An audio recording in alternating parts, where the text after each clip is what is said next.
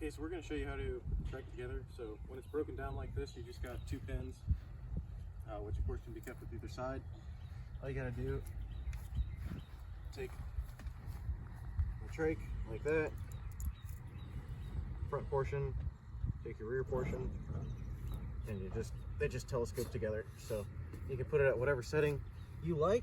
My favorite setting is 1 spot forward.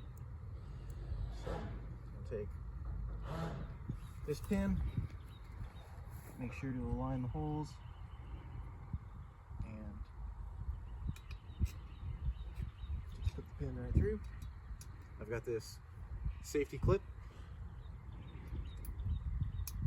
I like to install them all the way on, which means it's got 2 bumps it has to go over to slip out, so it's even safer. Just slip these 2 in.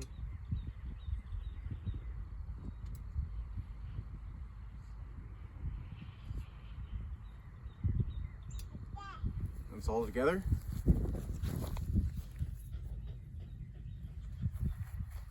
You're all good to go. So now I'm going to show you how to set up the trike with these adjusting mounting pieces, and that'll be the next video.